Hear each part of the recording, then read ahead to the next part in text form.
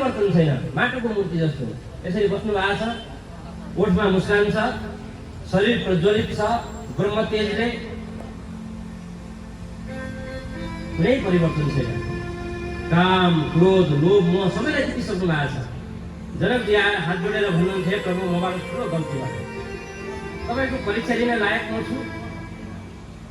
5 दिनसम्म घाममा उभ्याएर राख्दाखेरि एक शब्द तपाईँले मुखबाट निकाल्नु भएन, तपाईँको आँखामा रत्तिभर क्रोध देखिएन।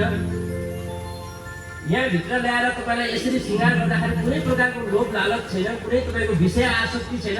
तपाईँलाई परीक्षा लिन म योग्य छु, तपाईँ महान हुनुहुन्छ, तपाईँलाई म परीक्षा लिन सक्दिनँ, तपाईँ त अध्यात्मको वेत्ता हुनुहुन्छ, तत्त्वज्ञानीको त तपाईँ वेत्ता हुनुहुन्छ, तपाईँ महाज्ञानी हुनुहुन्छ भनेर सुखदेवजीलाई पूजा गर्नु भयो। यसरी सुखदेवजी फर्केर आएपछि, त्यहाँबाट उत्तीर्ण भएर फर्केर आएपछि वेदव्यासजीले आफ्ना पुत्र सुखदेवजीलाई श्रीमद् भागवत महापुराण सुनाउनु भयो। अब मैले अघि भनेको थिएँ, सुरुमा ध्यान दिएर सुन्नुभयो, सुरुदेखि भने त मजा पनि आउँछ, बिचमा सुन्यो भने चाहिँ कुरो बुझिँदैन। अघि मैले सुरुमा के भनेको थिएँ भने सौनक आदि ऋषिहरूले प्रश्न गर्नु भएको थियो सुतजीलाई, हे सुतजी, राजा परीक्षित र सुखदेवजीको संवाद कसरी सुरु भयो? सुखदेवजीले श्रीमद् भागवत कसरी पढ्न पाउनुभयो? किनकि सुखदेवी त ज्ञानी हुनुहुन्थ्यो, आफैमा आत्मज्ञानी हुनुहुन्थ्यो, साक्षात् भगवानकै अवतार हुनुहुन्थ्यो, उहाँलाई भागवत पढ्नु पर्ने के जरुरी थियो? त्यो प्रश्न पनि मैले तपाईँहरूलाई बुझाइदिएँ।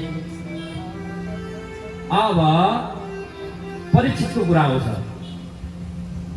सुखदेवजीले यो परीक्षितलाई चाहिँ कसरी सुनाउन पाउनुभयो त? परीक्षित त महाराजा हुन्, 45 वर्षको उमेर थियो परीक्षितको भागवत सुन्दाखेरि। महाराजा यस्तो महाराजा हुनुहुन्थ्यो, चक्रवर्ती सम्राट, पृथ्वीको समुद्रको किनारदेखि हिमालको पारिपट्टिसम्म उहाँको साम्राज्य। ठुल्ठुला राजा महाराजाहरू आफ्नो श्रीको श्रीपेश निकालेर उनको चरणमा समर्पण गर्थे। उनको राज्यमा भएको सुख सुविधालाई त स्वर्गका इन्द्रले पनि लोभ गर्थे। स्वर्गमा त्यति सुख सुविधा थिएन, परीक्षित राजाको राज्यमा त्यति सम्पन्नता थियो। त्यति सम्पन्नता हुँदाहुँदै 45 वर्षको उमेरमा श्रृङ्गी ऋषिले दिएको एउटा श्रापले गर्दाखेरि कथा सुन्न आउन जरुरी थियो। उनले चाहेका थिए, उनी त्यो श्राप पठाउन सक्दैनथे।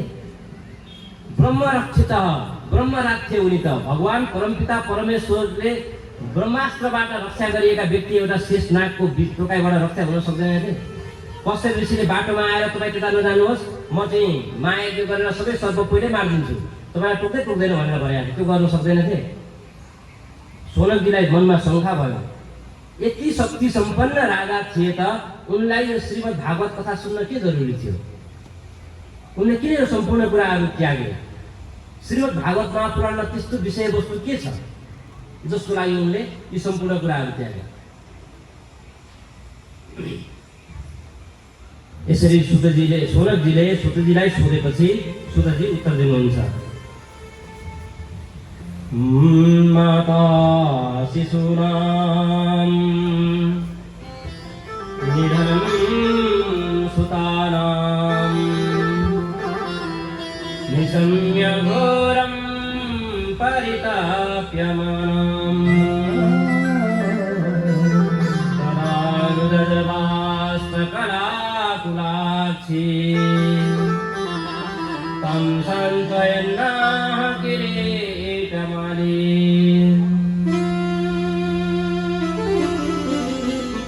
महाभारतको विशाल महायुद्ध भयो। एकजना अन्धा व्यक्तिको स्वार्थले गर्दा लाखौं वीरहरू शहीद भए, लाखौं परिवारहरू उजाड भए। एउटा व्यक्तिको स्वार्थले गर्दा, दुर्योधनको स्वार्थले गर्दा र धृतराष्ट्रको अहन्ताले गर्दाखेरि।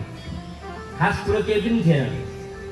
त्यतिखेर युधिष्ठिरले भगवान श्रीकृष्णलाई शान्ति दूत बनाएर पठाएको बेलामा जम्मा 5वटा गाउँ देऊ, सबै राज्य तिमीले भोग गर दुर्योधन, हामी 5 पाण्डवहरू 5 जना 5वटा गाउँमा बस्छन्, तिमीले सेवा गर्छन्, 5वटा गाउँ देऊ भन्दाखेरि त्यतिखेर दुर्योधनले दिएको थियो भने यति महाभारत युद्ध हुने पनि थिएन।